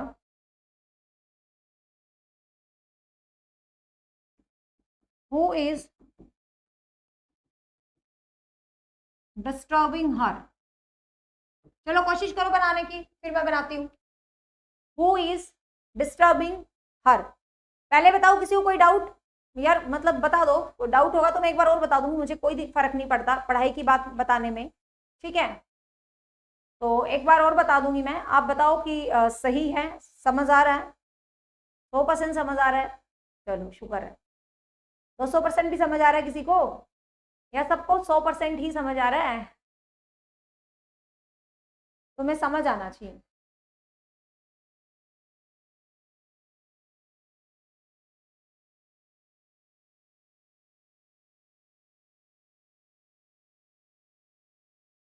यस, चले आगे। किसी कोई डाउट नहीं ना? देखिए, who is disturbing her, try करो। हु वाले सेंटेंस को बनाने के लिए बाय हुम लगाते हैं, ठीक है। हु वाले सेंटेंस को ध्यान रखना चेंज करने के लिए बाय हुम लगाते हैं शुरू में। इतने तक किसी को प्रॉब्लम? हु वाले सेंटेंस को चेंज करने में बाय हुम लगाते हैं। अब ये क्वेश्चन मार्क है, तो ये क्वेश्चन मार्क वाला सेंटेंस है, तो सीधी सी बात है इसका हेल्पिंग वर्ब आगे आएगा। अब तो यार सीधा बना लो, अब तो बच्चों की तरह ना बनाओ, पहले सीधा बनाओ फिर हेल्पिंग वर्ब को आगे लाओ। अब तो तुम समझ ही गए होगे कॉन्सेप्ट को। सीधा बनाएंगे बाय होम। देखो और शॉर्टकट बताती हूँ, जब ये WH वाले होते हैं तो मतलब ये इंटेरोगेटिव होते हैं, तो इनका जो हेल्पिंग वर्ब होता है इनके साथ ही चिपका के रखना है बस। लेकिन यहाँ चेक कर लेना है, ये जो चीज है अपना ऑब्जेक्ट है, इसके हिसाब से हेल्पिंग वर्ब बदल जाता है ना। मान लें यहाँ पर दे होता तो इसकी जगह आर लगा देते, तो इसीलिए हेल्पिंग वर्ब को सीधा चिपकाने से पहले अपना ऑब्जेक्ट चेक करेंगे हर है। तो बाय होम इज, ठीक है। यहाँ तक किसी को दिक्कत? English learner, ma'am I am assistant professor in English and I want an high level English grammar course, which course is avail. मैं आपको बता देती हूँ इंग्लिश लर्नर, यदि आपको सिर्फ और सिर्फ इंग्लिश ग्रामर का ही पढ़ना है तो अचीवर्स अकेडमी ऐप पर आप चले जाएं, वहां पर ओनली एंड ओनली 999 के अंदर 1 साल का कंप्लीट इंग्लिश ग्रामर का कोर्स है, जिसके अंदर मैंने 0 से लेके 100% टॉपिक करवा रखे हैं सारे। साथ में हमारे यहाँ बीच में ऋचा मैम भी आई थी, पूरा का पूरा नया अपडेशन ऋचा मैम से भी करवा रखा है। साथ में वहां पर इंग्लिश वोकेबलरी भी करवा रखी है, साथ में इंग्लिश पेडागोजी भी करवा रखी है, साथ में इंग्लिश फोनेटिक्स भी करवा रखी है। मतलब इंग्लिश से आने वाला हर एक चीज आपको इंग्लिश ग्रामर बैच में मिल जाएगा, यदि आपको सिर्फ ग्रामर पढ़नी है। लेकिन यदि आप लिटरेचर के स्टूडेंट हो और आपको ये है कि मुझे पूरा इंग्लिश का पैकेज चाहिए जिसमें ग्रामर भी हो, जिसमें लिटरेचर भी हो, जिसमें वर्ड लिटरेचर भी हो, तो अचीवर अकेडमी ऐप पर 2 बैच है, एक टीजीटी लेवल का, एक पीजीटी लेवल का इंग्लिश लिटरेचर का। उसके अंदर कंप्लीट इंग्लिश लिटरेचर भी है और ग्रामर भी है और सब कुछ है। जो पीजीटी इंग्लिश लिटरेचर वाले बैच है ना, लिटरेचर वाले बैचेस के अंदर भी पूरी ग्रामर, पूरी पेडागोजी, पूरा फोनेटिक्स सब कुछ अवेल है, ठीक है। यहाँ भी मैं दिल से मेहनत करती हूँ, लेकिन ऐप पर मेहनत थोड़ी सी डबल से ज्यादा हो जाती है, क्योंकि आपको पता है भाई, देखो मतलब माइंड करने वाली बात नहीं है। YouTube students, all my dear, I just love you all, क्योंकि आप हो तो बाकी स्टूडेंट हैं। लेकिन सीधी सी बात हो जाती है भाई, जो बच्चा पेमेंट कर देता है तो जिम्मेवारी कुछ भी कहो, कुछ परसेंटेज तो बढ़ती है। यदि उसको कुछ खास, कुछ अच्छा ना दिया तो फायदा क्या होगा उसका, मतलब पैसा लगाने का। तो सीधी सी बात है, ऐप पे फुली डेडिकेटेड सिलेबस रहता है, कोई कॉम्प्रोमाइज नहीं होता किसी भी चीज में। और अगस्त में अब दोबारा डीप वाली इंग्लिश पढ़ाऊंगी। ये तो जैसे सीईटी वाली है, तो पूरी डीप वाली इंग्लिश पढ़ाऊंगी, तो वो भी मैं नए तरीके से वहां पर पढ़ा दूंगी। ठीक है, अगस्त में दोबारा से पढ़ाऊंगी ना डीप वाली। हाँ जी बिल्कुल, पीआरटी स्क्रीनिंग बैच भी है। सभी बैच हैं। जो बच्चे नए हैं, जो बच्चे पहली बार देख रहे हैं, मैं बता दूं, हमारा चैनल टीचिंग एग्जाम्स को डेडिकेट है, साथ में हरियाणा का कोई भी एग्जाम टीचिंग से रिलेटेड, चाहे आप पीआरटी दे रहे हो, चाहे आप टीजीटी दे रहे हो, चाहे आप पीजीटी दे रहे हो, आपको सभी प्रकार के कोर्स, सभी कंटेंट, और यकीन मानिए इतनी जो भी कोर्स वाला बच्चा है वो बता सकता है। थोड़ी सी क्लास इधर उधर उल्ट पुल्ट हो जाती है कभी कभी, मतलब रैंकिंग में, सीक्वेंस में, लेकिन कंटेंट के मामले में ना, वो कहते हैं ना 1% का कॉम्प्रोमाइज मुझे बर्दाश्त नहीं है। आपको कंटेंट में कोई कॉम्प्रोमाइज नहीं मिलेगा। यूट्यूब पे जो पढ़ाती हूँ उससे कहीं तो डीप मिलेगा जरूर, ठीक है, पर मैं यूट्यूब पे भी अच्छा पढ़ाती हुई मत कहना। लेकिन सीधी सी बात है, कुछ डिफरेंट कंटेंट वहां पर होता है, तभी तो मतलब थोड़ा सो तो डिफरेंस होना ही चाहिए भाई। तुम समझदार हो, नहीं तो फिर ऐप वाले बच्चे कहेंगे हमें क्या जरूरत है कोर्स लेने की, हम तो यूट्यूब से ही पढ़ लेंगे, है ना।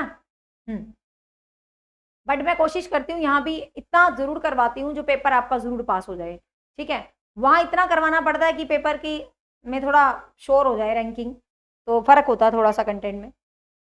हाँ, तो हुई इज डिस्टर्बिंग हर, तो why, by, whom is she, her का गया she, being disturbed by whom she being disturbed। ध्यान से सुनिए अब। थैंक यू अंजू, पैसे वेस्ट नहीं होंगे मैम के कोर्स में, ये रियलिटी है, सच बता रही हूँ। क्योंकि मैं आपको एक सीधी सी बात आती हूँ, कोई बच्चा यदि कोर्स लेता है तो मुझे बस ये रहता है कि यूट्यूब पर इतना फ्री कंटेंट अवेल है, फिर भी बच्चे ने पैसे लगाए हैं, यदि उसको वर्थ नहीं मिली ना उस पैसे की, तो कोई फायदा नहीं है उस कोर्स को देने का। तो सच में बहुत मेहनत करते हैं भाई कोर्स में। इंटोनेशन, स्ट्रेस सब करवा दिए हैं। इवन आप मानो जो आप पूछो ना मैम इंटोनेशन, स्ट्रेस, ये टॉपिक करवाए हैं, बिल्कुल करवाए हैं। मैं अपने दिल से बता रही हूँ कि मेरी इन पे बहुत ज्यादा कमांड नहीं थी, फोनेटिक्स और इन वाले चैप्टर्स पे, क्योंकि ये कभी एमए में पढ़े थे, थोड़ा भूल गई थी। मैं चाहती तो खुद भी पढ़ा लेती, मैंने पढ़ाए थे रीट के बच्चों को, लेकिन मुझे ये था नहीं, no compromise in content. Special मैंने कॉलेज की लेक्चरर को बुला के 7 लेक्चर रिकॉर्ड करवाए हैं जो फोनेटिक्स और ये इंटोनेशन, स्ट्रेस इनके हैं, क्योंकि वो मैम कॉलेज में रेगुलर पढ़ाते हैं। तो मुझे ये था कि नहीं, नंबर ना कटे बच्चों के। तो लर्नर, इंग्लिश लर्नर आपको सब मिलेगा, डोंट वरी। चलो पॉइंट पे आते हैं अब। बाय होम इज, वो तो बहुत सारे बच्चे पूछ रहे थे, नए स्टूडेंट थे, तो मैंने बीच में डिफाइन कर दिया। अदरवाइज संडे को होती हैं बातें, अब किसी का कोई कमेंट रिप्लाई नहीं करूंगी, sorry for that. By whom is she being disturb.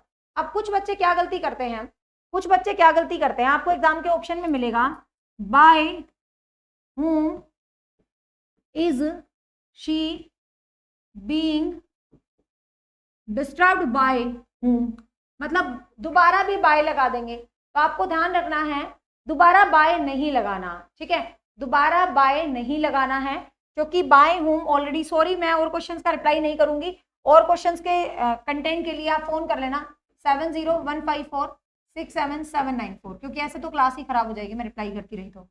देखिए, by whom is she being disturb, तो दोबारा बाय होम नहीं लगाना है, बिल्कुल इजी तरीके से बनाना सीख लिया।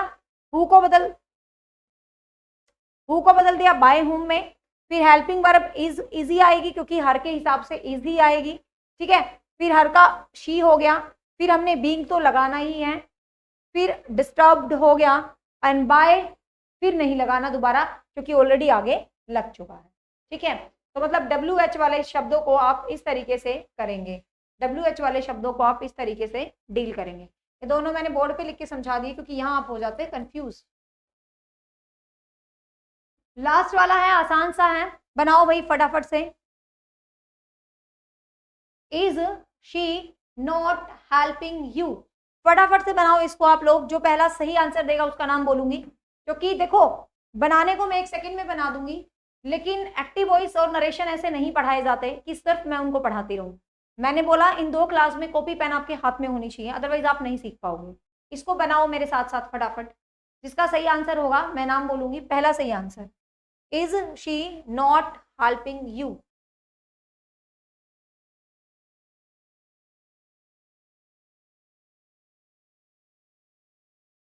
बनाइए फटाफट। ये जिसने सही बना दिया मतलब एक्टिव वॉइस पैसिव वॉइस में नो मिस्टेक। वाह भाई वाह।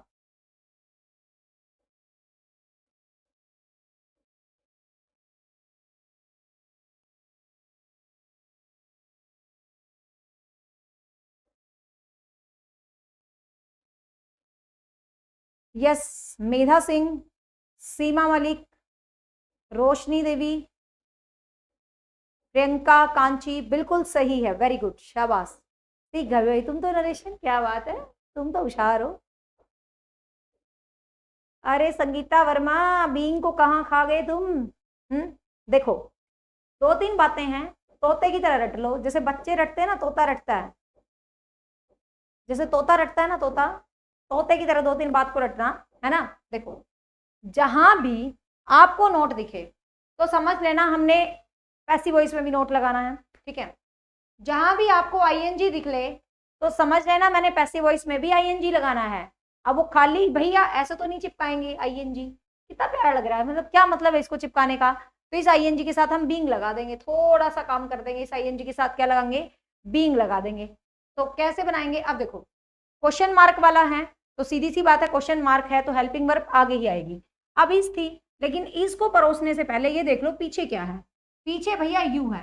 अब पीछे यू है तो यू के लिए तो हेल्पिंग वर्ब इज आती ही नहीं है, आर आती है। तो यहाँ पर क्या आ गया, आर, ठीक है। यहाँ पर क्या आ गया, आर, क्योंकि आर, फिर पीछे से क्या उठा लिया, यू। पीछे से क्या उठा लिया भाई, यू, आर, यू। फिर आपको पता है नॉट, फिर बीइंग, फिर हेल्प्ड बाय हर, ठीक है। Are you not being helped by her. मुझे आज ना ऐसा याद आ रहा है जैसे मैं स्कूल में पढ़ा रही हूँ। मतलब I just remember active passive वैसे मैं स्कूल में पढ़ाती थी बच्चों वाले तरीके से, ठीक है। तो ऐसा फील हो रहा है जैसे मैं स्कूल में पढ़ा रही हूँ, मतलब जस्ट वही वाला फील आ रहा है मुझे। समझ आया भाई यहाँ तक, सबको क्लियर है, कॉन्टिन्यूस तक चले आगे।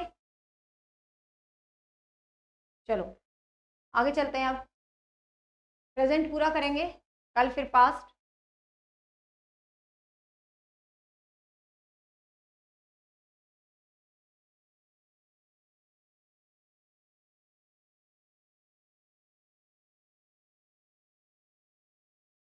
देखिए नेक्स्ट है परफेक्ट टेंस के करने हैं। नेक्स्ट हमने करना है परफेक्ट टेंस।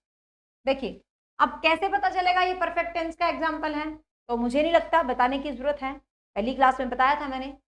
हैज हैव कहीं भी दिख जाए तो समझ लेना ये परफेक्ट टेंस है, ठीक है। हाँ, हैज हैव और थर्ड फॉर्म कहीं भी दिख जाए समझ लेना ये किसका एग्जाम्पल है भाई, समझ लेना ये परफेक्ट टेंस का एग्जाम्पल है, ठीक है। क्या समझोगे, ये परफेक्ट टेंस का एग्जाम्पल है। He has stolen my purse. अब देखिए मैं ना तुम्हें बच्चों की तरह वो लाइन नहीं लिखवाती कि पहले सब्जेक्ट लगाओ फिर ऑब्जेक्ट लगाओ फिर बीइंग लगाओ ये लगाओ ये लगाओ ना। सिंपल सा याद करना, आईएनजी है तो आईएनजी चिपकाना है वहां पे, और आईएनजी बीइंग के साथ चिपका दिया तो मतलब कॉन्टिन्यूस में एक बीइंग फालतू ऐड हो गया, बाकी सब कुछ ठीक चल रहा है, कॉन्टिन्यूस में बीइंग ऐड हो गया। हाँ अब देखिए इसको बनाने का तरीका वो ये, पीछे से उठा लो माई पर्स, माई पर्स। अब देखिए हैज, अब थर्ड फॉर्म से पहले यहाँ एक चीज अपनी मर्जी से चिपकानी है तुमने, ठीक है। एक चीज अपनी मर्जी से ऐड ऑन करना है, जो आपने ऐड ऑन करना है बीन। क्या ऐड ऑन करना है, been. My purse has been, मतलब स्टार लगा लो इस पे भैया, बीन बजा दी है परफेक्ट टेंस। कहने का मतलब जब हम एक्टिव वॉइस से पैसिव वॉइस बदलते हैं तो जो परफेक्ट टेंस होता है उसके अंदर हम बीन को अपनी मर्जी से एड ऑन करेंगे, बस हैज हैव के साथ बीन लगाना है और उसके बाद थर्ड फॉर्म लगानी है बस।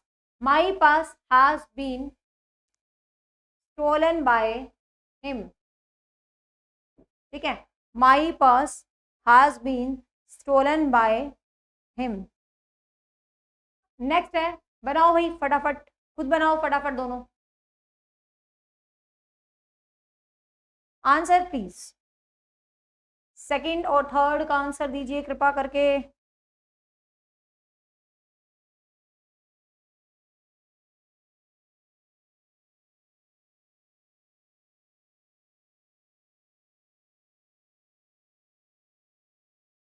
She has not solved the sums. Sandhya बिल्कुल राइट आंसर है, the sums have not been, ठीक है। तो ये कंफ्यूज मत थोड़ा, नोट पहले आएगा बीन बाद में। The sums have not been solved by her. The sums have, has है तो कई बच्चे ये ना सोचे हैज ही रहेगा, आपको पता है सिंगुलर के साथ हैज लगाते हैं, प्लूरल जब भी आ जाता है तो प्लूरल के साथ हम हैव लगाते हैं, प्लूरल के साथ हैव लगाते हैं। The sums have not, the sums have not been. अब बीन तो लगाना ही लगाना है, नोट आ गया तो ध्यान रखना नोट पहले लगाना है, बीन बाद में लगाना है। The sums have not been solved by her. Yes, सबका राइट आंसर है। आखिरी वाले को बना दो, मजा आ जाएगा क्योंकि ये इंटरोगेटिव है, इंटरोगेशन है। तरीका वही है जो पहले से सिखाती आ रही हूँ, बिल्कुल वही तरीका है, करके देखो इसको। Has Sharda polished her shoes. ध्यान से देखिएगा, इंटेरोगेशन, हर शूज, ठीक है। हर शूज क्या है, मैंने कहा था इंटेरोगेशन में हेल्पिंग वर्ब को आगे ही चिपकाना है, लेकिन आगे चिपकाने से पहले आपने देख लेना है यहां से, ये प्लूरल है तो हेल्पिंग वर्ब भी प्लूरल की ही आएगी, तो हैज की जगह आ जाएगा हैव, हैज की जगह आ जाएगा हैव, फिर आ जाएगा हर शूज, फिर भैया लगाना मत भूलना क्या, बीन, फिर पॉलिश्ड, फिर बाय हर, ठीक है। तो कैसे भी आ गया, I think easily you can do, जो मैं आपको बता रही हूँ इजीली आप कर पाओगे, ठीक है। तो मुझे नहीं लगता प्रेजेंट में किसी को भी दिक्कत आई है, आई है भाई, किसी भी बच्चे को किसी भी प्रकार से दिक्कत आई है प्रेजेंट टेंस के एग्जाम्पल्स को करने में, मुझे नहीं लगता आपको किसी भी प्रकार से दिक्कत आई है, ठीक है, no problem at all. Clear हुआ भाई। तो ये थे प्रेजेंट टेंस के। कल मैं पास्ट टेंस को बिल्कुल डिटेल से नहीं करवाऊंगी क्योंकि कुछ ही नहीं है पास्ट में, जैसा आपने प्रेजेंट पढ़ा है बिल्कुल वैसे ही पास्ट है, बस वहाँ पे इज एम आर की जगह वॉज आ जाएगा, हैज की जगह वहाँ पर हैड आ जाएगा, इज बीइंग की जगह वहाँ पर वाज बीइंग आ जाएगा, और वहाँ कोई लेना देना नहीं, सीधी सी बात, ठीक है। और वहाँ पर किसी किस्म का कुछ भी लेना देना नहीं है, सब कुछ वैसे ही चलेगा। तो पास्ट और फ्यूचर कल एक ही क्लास में खत्म कर देंगे, और WH फैमिली आधा तो हो ही गया, WH फैमिली, ठीक है। फिर उसके बाद टू ऑब्जेक्ट वाले रह जाएंगे, टू इन्फिनिटी वाले रह जाएंगे, लेट वाले रह जाएंगे, इट इज टाइम वाले रह जाएंगे, मतलब एक दो क्लास और लगेंगी, और आपका जो वॉइस है वो पूरे तरीके से क्लियर हो जाएगा। बहुत सारे एग्जाम्स में वॉइस आता है, ठीक है। हाँ, क्लियर हुआ भाई। तो thank you so much, enough for the day, मिलते हैं फिर किसी नई क्लास के साथ। हाँ, गुड क्लास लिखते रहते हो कमेंट सेक्शन में, कोई कमेंट नहीं आता, कोई लाइक नहीं करते वीडियो को, तुम कोई शेयर नहीं करते, महानिकम्मे बालक हो। लाइक शेयर सब्सक्राइब कर दिया करो भाई चैनल को। मेरा मतलब मन कर रहा है कि मतलब 2 लाख सब्सक्राइबर तो हो जाएं, कम से कम एक तो फोटो लगाने लायक हो जाएं, क्रॉस 200 के हैं, एक तो फ्लेयर बनवा लें। कॉन्ग्रेचुलेशंस माय अचीवर्स फॉर 200 के फैमिली। अरे भाई ठीक है, चलो भाई कोई बात नहीं, बाय बाय।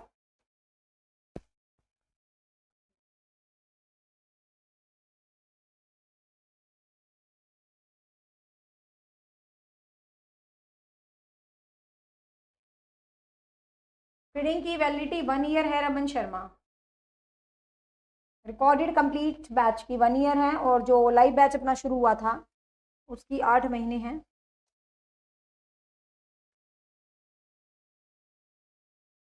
हाँ संध्या, 2 लाख सब्सक्राइबर करवाओ, बिल्कुल पार्टी करेंगे लाइव आके। पार्टी नहीं करेंगे, 2 लाख यार छोटा सा ही डाटा होता है, मतलब वैसे तो बहुत होता है खैर मेरे लिए, बट जो तुम्हारे लिए भंडारा लगेगा वो 1 मिलियन पे लगेगा, ठीक है। 1 मिलियन सब्सक्राइबर होंगे तो तुम सबसे मीटअप ग्रीटअप करेंगे, उसमें तुम्हें भंडारा खिलाऊंगी।